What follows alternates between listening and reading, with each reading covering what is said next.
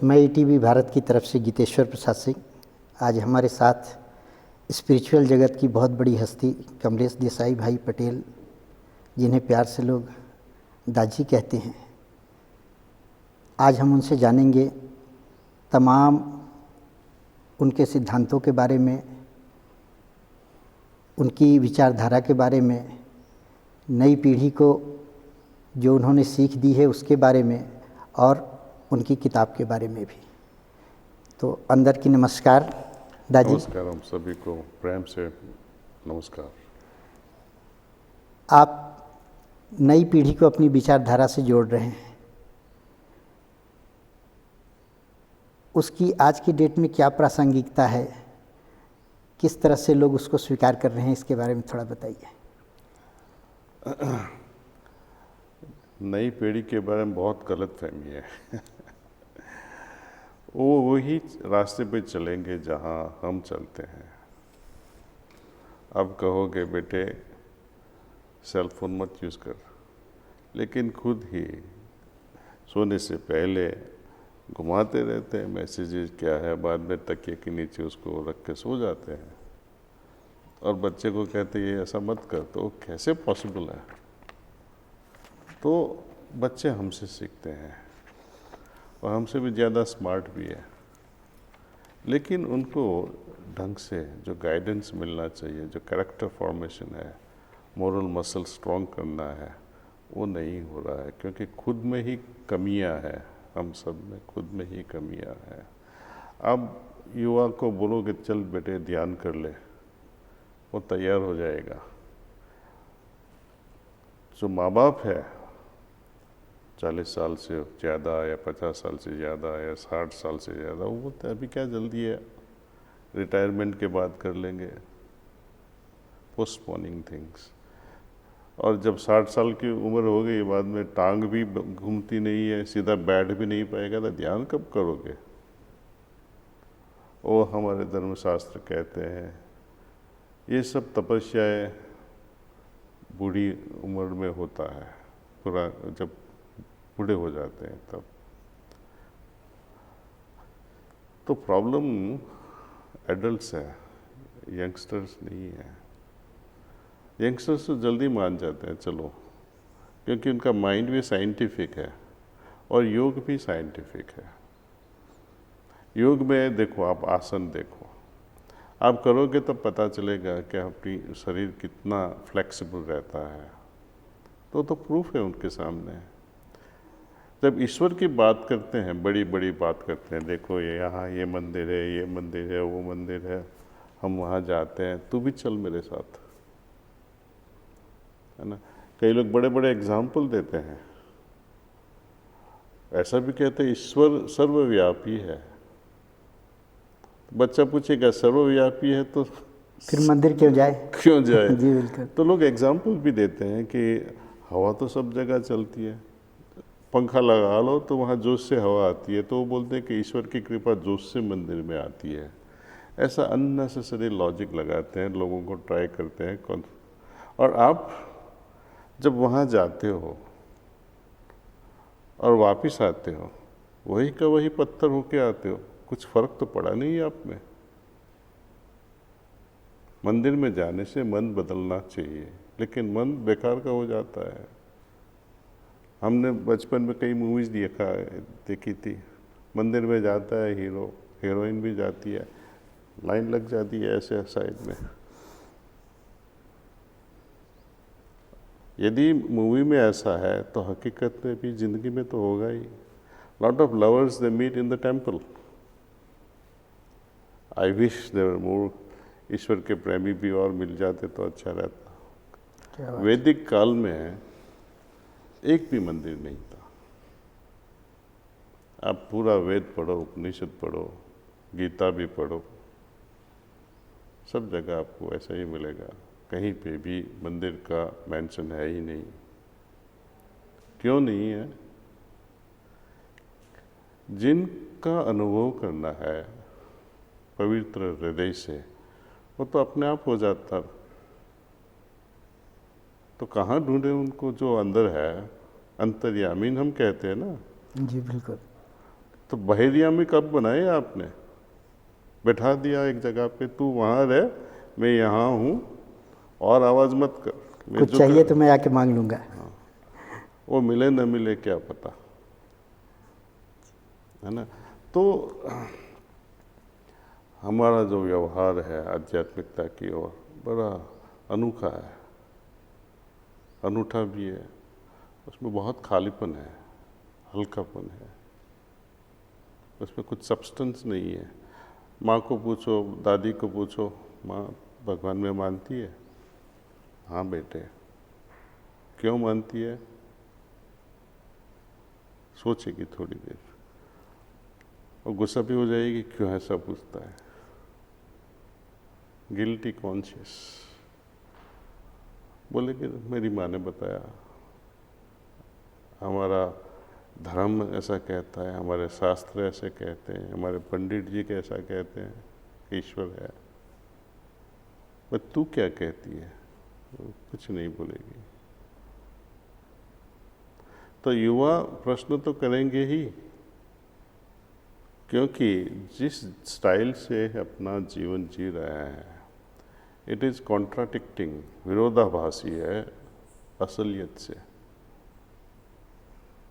तो असलियत को समझाने के लिए ध्यान बहुत ज़रूरी है।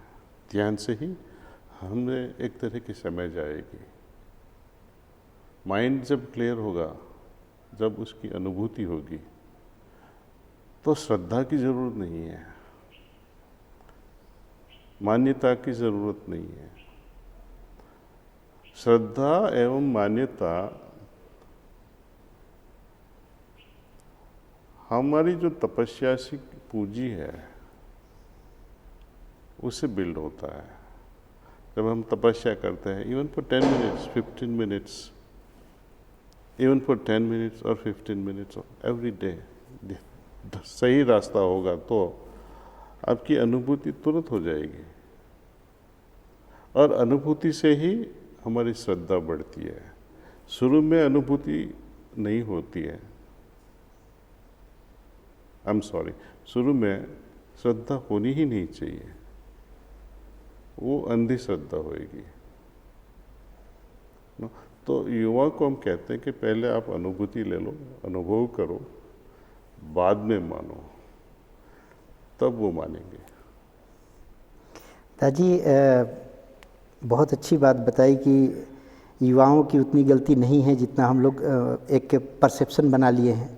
दादी आपसे जानना चाहेंगे हार्टफुलनेस के बारे में, जो बहुत लोकप्रिय हो रहा है, उसके बारे में बताइए, और क्या ये भारतीय संस्कृति को आगे ले जाने में सहायक है, और है तो कितना?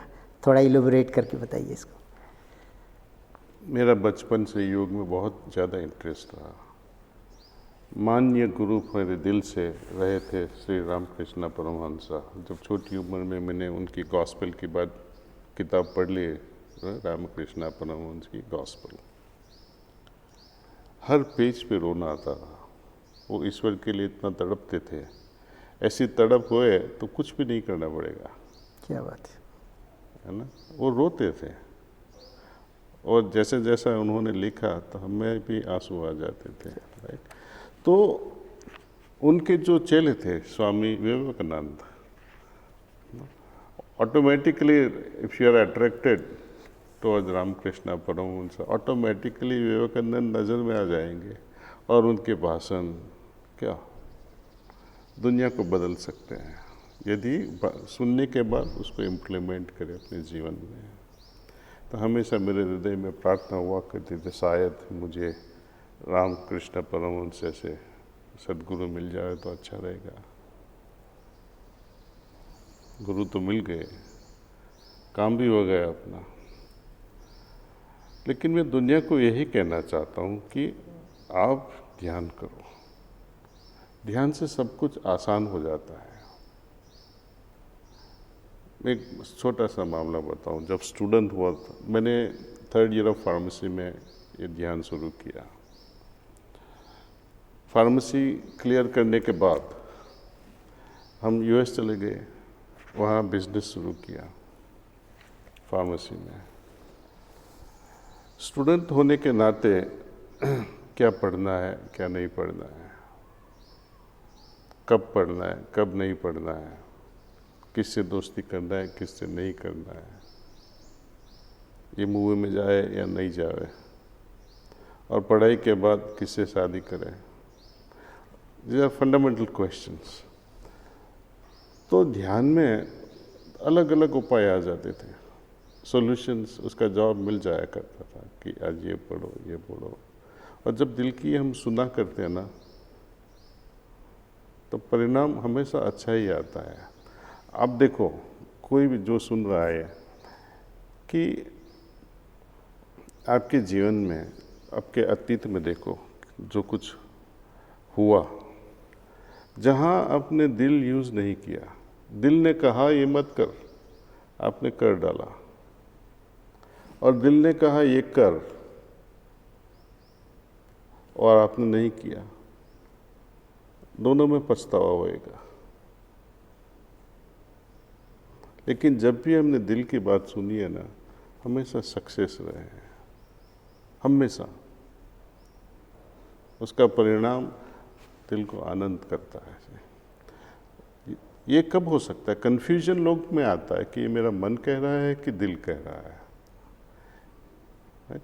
तो वो दोनों को सेपरेट करने के लिए ध्यान की बहुत ज़रूरी है।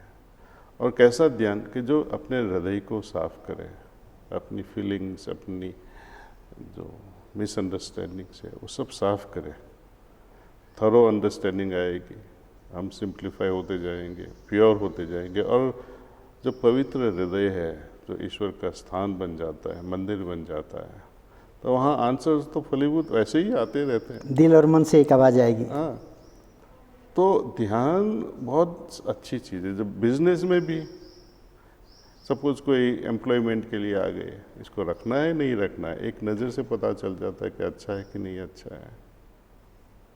बहुत इंटरव्यू की ज़रूरत नहीं पड़ती है, कौन सी प्रोडक्ट लानी है, कौन सी नहीं लानी है, वो भी पता चल जाता है। कौन चीज़ प्रॉफिटेबल है, कोई चीज़ नहीं है, शॉर्ट टर्म प्रॉफिट है, लॉन्ग टर्म प्रॉफिट है, ये सब अपने आप 360 डिग्रीज अपनी नज़र में आ जाती है ऐसे। ये है मेडिटेशन की ताकत, ध्यान की ताकत। पर हम ध्यान इसलिए नहीं करते हैं। ध्यान ब्रह्म विद्या के लिए, ईश्वर, सेल्फ रियलाइजेशन के लिए करते हैं हम, कि हमारा जीवन का मकसद क्या है, ये जीवन क्या है, आत्मा क्या है, ईश्वर क्या है, वो समझने के लिए ध्यान की ज़रूरत है। लेकिन जो अभी मैंने बताया, कैसे पढ़ना है, किससे शादी करनी है, कौन सा बिजनेस करना है, ये सब भी उसका साइड बेनिफिट्स है। दादी, हैदराबाद में ये केंद्र है हार्टफुलनेस का, ये तेलंगाना के लिए, देश के लिए भी गर्व की बात है। इसके हम फ़ायदे आपसे जानना चाहेंगे, लेकिन आपकी बात से एक मेरी जिज्ञासा जागी है, हो सकता है बहुत सारे आपके भक्तों की भी जिज्ञासा होगी। गुरु ने आपको खोजा या आपने अपने गुरु को खोजा? गुरु ने हमको खोज लिया। गुरु ने आपको खोजा। विवेकानंद जी के साथ भी ऐसा ही हुआ था। हमेशा सबके साथ ऐसा होता है। हम समझते हैं हमने गुरु को खोजा, लेकिन हकीकत में उल्टी बात होती है। दादी, इस केंद्र के बारे में थोड़ा सा बताएं, इसके फायदे और गतिविधियों के बारे में। यहाँ खास करके तो ध्यान के बारे में सिखाते हैं जी, है ना जी। ध्यान में जो मुश्किलें आती है उसको निकालने की कोशिश करते हैं। जीवन में ऐसी परिस्थितियाँ आ जाती है, लोग तड़प उठते हैं, तब ध्यान करने से उसको कैसे निकाला जाए। हमारी थोड़ी एक्सरसाइज है, खास करके मध्य प्रदेश में, अंदर चीफ मिनिस्टर श्री शिवराज जी चौहान, उन्होंने भी हमें बहुत प्रोत्साहित किया स्टेट्स के लिए काम करने के लिए। नशा मुक्ति अभियान, नशा मुक्ति कैसे होए, अपनी युवा पीढ़ी को नशा मुक्ति कैसे कराए, तो हमने उस चीज़ पे छोटी सी किताब लिख डाली है in collaboration with the government of Madhya Pradesh. क्या नाम है? Yes I can do it. हाँ, हम कर सकते हैं, मीन्स रिमूव दिस नशा, सब योगिक प्रैक्टिसेस उसमें बताई है। वो है खेती के बारे में कि कई कई क्रॉप्स ऐसे होते हैं जो डबल कर सकते हैं, ट्रिपल भी कर सकते हैं, वही खर्चे से, वही मेहनत से। और आइडेंटिफाई करना है कैसे क्रॉप्स जो आज मॉडर्न डे में अपन को ज़्यादा से ज़्यादा इनकम ला सके। जीवन जीना है, पैसा तो ज़रूरी है ही। हम ऐसा नहीं कह सकते हैं कि कर्मण्येवाधिकार से मा फलेषु कदाचनम, तू खेती करता रह, पैसा बाद में आएगा, तो कौन करेगा। श्री कृष्ण भगवान का मैसेज बहुत गलत से समझे हैं लोग। कर्म और श्रम दो अलग चीज़ें हैं। हमें मुंबई जाना है, मुंबई जाना एक फल है हमारे लिए, एक ध्येय है, लेकिन उस वहाँ पहुँचने के लिए टिकट तो लेना पड़ेगा। टिकट लेने के लिए पैसा चाहिए। पैसा कहाँ से लाओगे, कुछ काम तो करना पड़ेगा ना। तो इसको कर्म कहोगे कि श्रम कहोगे? श्रम कहेंगे। कर्म का मतलब उस जमाने में श्री कृष्ण भगवान के टाइम में हुआ करता था। कर्म उसको कहते हैं कि जो भी हम कुछ करते हैं ब्रह्म विद्या के लिए, उसको कर्म कहते थे। हमने इतनी तपस्या कर ली और ईश्वर से कहे कि मुझे दर्शन होना ही है, ये कंडीशन आप नहीं रख सकते हैं। उसमें तो शरणागति ही लेनी पड़ेगी कि हे ईश्वर तेरी कृपा, जब भी हो मैं तैयार हूँ। तो ये कर्म का, इसलिए श्री कृष्ण जी कहते हैं कर्मण्येवाधिकार, तपस्या करने की आपका अधिकार है। मा फलेषु कदाचनम, ईश्वर कब मिले वो भूल जा। श्रम तो करना ही पड़ेगा। तो यहाँ ऐसी चीज़ भी हम सिखाते हैं, right understanding of our literature. तो many things are like that. लोग कई बार पूछते हैं कि सच्चिदानंद क्या है, तो उसके बारे में हम समझाते हैं। सत्यम शिवम सुंदरम, ब्यूटीफुल श्लोकास, उसके बारे में बातें होती है। तो फिलोसॉफिकल एक्सचेंज रहता है यहाँ पे, खेती का भी होता है, science and research and meditation, how meditation can help अपना न्यूरोलॉजी और कॉन्शियसनेस और हेल्थ, उस पर भी रिसर्च के बारे में बातें होती है। तो हम बिजी रहते हैं यहाँ पे। हार्टफुलनेस और तमाम आपकी जो गतिविधियाँ हैं उसके माध्यम से एक नए धार्मिकता का माहौल तैयार हो रहा है, लेकिन अभी भी ये हम कहें कि पूरे देश में नहीं फैला है। तो इसको लेकर क्या कार्य योजना है आपकी कि देश में हर जगह ये पहुँचे और जो भी इच्छुक हो, बल्कि इच्छा पैदा करने के लिए, इसका लाभ उठाने के लिए आगे आए? पहले तो अवेयरनेस लानी है, हर घर घर में ऐसी अवेयरनेस आनी है कि ऐसी ध्यान पद्धति है जो इतना रिवोल्यूशनरी है। सिर्फ बोलना ही नहीं है, उसमें कुछ करना है और अनुभूति करना है, प्रसाद की अनुभूति करनी है। ध्यान करने के बाद क्या प्रसाद मिलेगा, कैसी कृपा बरसेगी हम पे।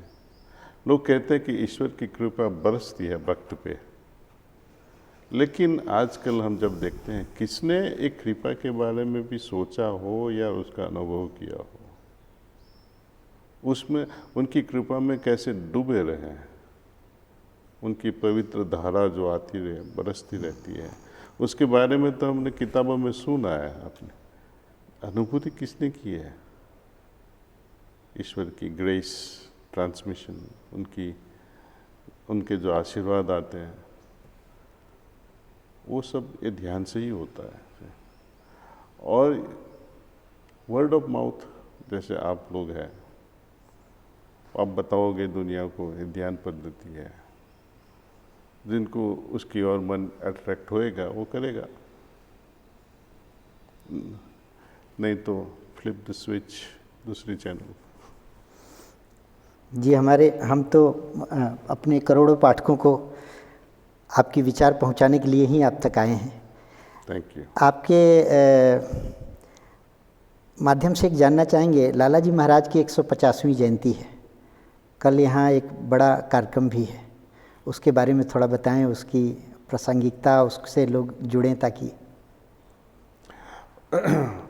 लाला जी महाराज का जन्म 1873 में हुआ, बसंत पंचमी में। और जब से उनको भान चला 7 और 8 इयर्स की उम्र से, तब उनको अंदर से महसूस हुआ कि देयर इज प्राणाहुति जैसी कुछ चीज़ है कि जो अपने आत्मा को शांति देता है, आत्म चेतना बढ़ाता है, कॉन्शियसनेस बढ़ाता है, अपनी चेतना को बढ़ाता है। तो उन्होंने ये एक्सपेरिमेंट अपने इस मोहल्ले में लोगों पे किया, बहुत सक्सेस हुए, तो नाम बढ़ता गया उनका, गांव-गांव से लोग आने लगे। अभी तो पूरी दुनिया में इधर उधर जो ईश्वर के प्रति पागल लोग हैं वो आते रहते हैं उसका ये प्राणाहुति का अनुभव करने के लिए से। तो दुनिया को सबसे बड़ी देन जो उन्होंने दी है ये प्राणाहुति की। और आप पूछोगे प्राणाहुति क्या है, तो सिंपल जवाब यही है कि जैसे हम खाना लेते हैं, पौष्टिक खाना पीना होता है अपने शरीर के लिए, मन के लिए हम पढ़ाई करते हैं, एक दूसरों से इंटरेक्ट होते हैं, अपने बुजुर्ग लोगों से कुछ सीख लेते हैं। लेकिन आत्मा का पोषण के लिए, आत्मा का न्यूट्रिशन क्या है? प्राणस्य प्राणः, प्राणाहुति प्राणा जी। One that nourishes your soul, जो प्राण को प्राण देता है। और प्राण को प्राण कौन दे सकता है? इन स्मॉल डोजेस वो योगी ही दे सकता है, योगी ऑफ कैलिबर। तो वो थे हमारे महायोगी।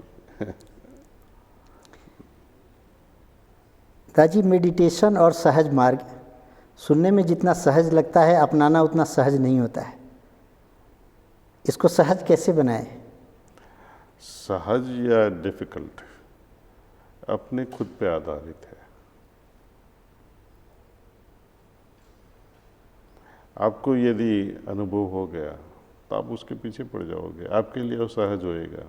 जी बिल्कुल। लेकिन आपकी बीबी को बोलो चल मेरे साथ तो ध्यान करना, और पहले से ही उसको एलर्जी हो गई, वो मेडिटेशन करेगी तो उसको क्या होगा, क्या प्राणाहुति, क्या एक गुरु के साथ बैठना है, छोड़ो ये सब, तो उसका खोपड़ी में हेडेक हो जाएगा, वो कर नहीं पाएंगे।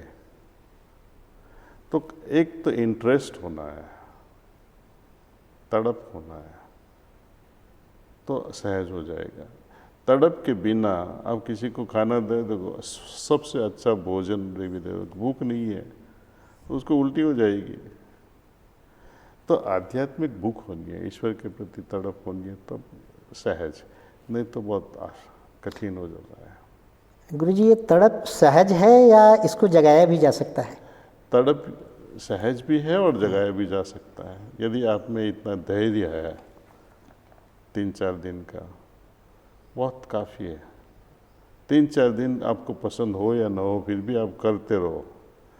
वो मूवी है ना, लगे रहो मुन्ना भाई, करते ही रहो। 3-4 आपको पसंद नहीं हो फिर भी आधा घंटा 3 दिन करो, देखो आपका क्या फ़र्क होता है, जीवन बदल जाएगा।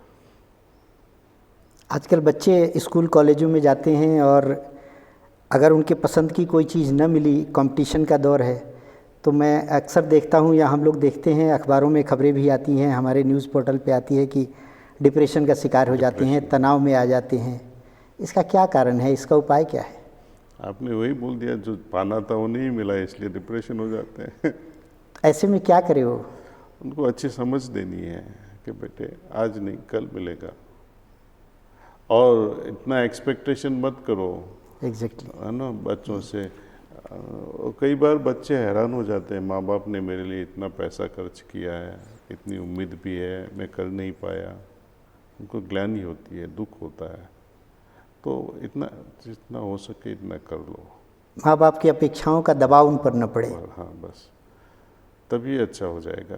बच्चों को अपने मित्र समझो, उनको डंडा मत लगाया करो बार बार कि ये कर वो कर, ये कर वो कर। आप सब ध्यान सुबह शाम साथ में एक फैमिली करेगी ना, जी बिल्कुल, तो एक माहौल बदल जाएगा। अब बच्चों को बोलना नहीं पड़ेगा कि आप ये कर या वो नहीं कर, अंदर से आवाज़ उठेगी बेटे ये कर, ये नहीं कर। दादी, एक सवाल पहले भी आपसे पूछा गया होगा, वो 3 बातें आप क्या बताना चाहेंगे लोगों को जिससे उनका जीवन आसान हो? तो मैं लेट श्री जसराज जी के बात बताऊंगा। जी। जसराज जी बहुत बड़े संगीतकार जी। अपने परहैप्स अपने इंडिया के भारत रत्न ही कह लो जी उनको जी अपने बिल्कुल म्यूजिक में तो, बिल्कुल। है ना।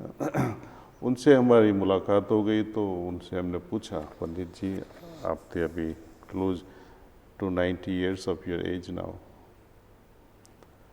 आप बच्चों को क्या बताना चाहोगे? तो उन्होंने बताया 3 चीज़। एक है माँ बाप की सेवा, प्रेम से करो, फर्ज है इसलिए मत करो, प्रेम से करो। दूसरा, गुरु का आदर, means teachers, respect them. And guru means also your spiritual guru who guides you from inside. Third, riyaz, meaning practice जो हम कर रहे हैं, कुछ भी स्टूडेंट होने के नाते जो पढ़ना है वो रेगुलरली डिलीजेंटली करो। खेती करनी है, डिलीजेंटली रेगुलरली जाओ खेत में। प्रोफेसर हो, ढंग से पढ़ाओ बच्चों को। रियाज उसका भी करना है, वो कभी पढ़ेगा ही नहीं प्रोफेसर तो कैसे सिखाएगा? प्रोफेसर हुआ 1990 में या 80 में, अभी 2022 हो रहा है, 23 है। उस 20-30 साल में तो कितनी दुनिया बदल गई है। तो उसको उस समय पे चलने के लिए आपको हमेशा टॉप ऑफ द लाइन रहना पड़ेगा, वो भी तो प्रैक्टिस है। और ब्रह्मज्ञानी जो ईश्वर की ओर जाना चाहता है उसको तो और ज़्यादा सिस्टमेटिकली ध्यान करना पड़ेगा, तपस्या करनी पड़ेगी। तो ये रियाज के बारे में बताया। मैंने बोला आप कितना रियाज करते हो? 90 ईयर्स के नज़दीक थे वो, 3 to 4 hours a day early morning में। और उनकी आवाज़ जैसे युवा में थी वैसी की वैसी उस समय थी, 90 ईयर्स के। बच्चों से जब गुरु की बात आती है तो गूगल की तरफ पहले भागते हैं। जो स्पिरिचुअल गुरु हैं या जो उनके गाइड हैं उनकी तरफ बाद में भागते हैं। तो कैसे वो गूगल से उठकर कैसे स्पिरिचुअल गुरु को ढूंढें या कैसे उनमें विश्वास उनका जगे? उसके लिए तो घर में एग्जाम्पल बनना पड़ेगा। और कई बार बच्चे आगे आके गूगल में से ही तो ढूंढते हैं ये सब, हार्टफुलनेस क्या है, श्री राम मिशन क्या है, और वहाँ से उनकी चेष्टा होती है, चलो ये जानते हैं, और बाद में वो खुद करने लगते हैं। बाद में माँ बाप आते हैं।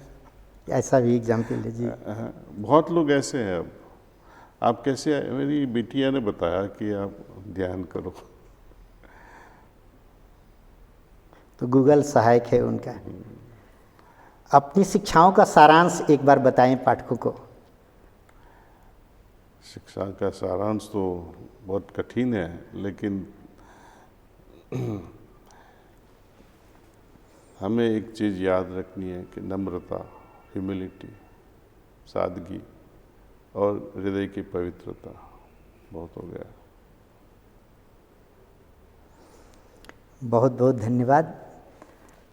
Thank you. नमस्कारम।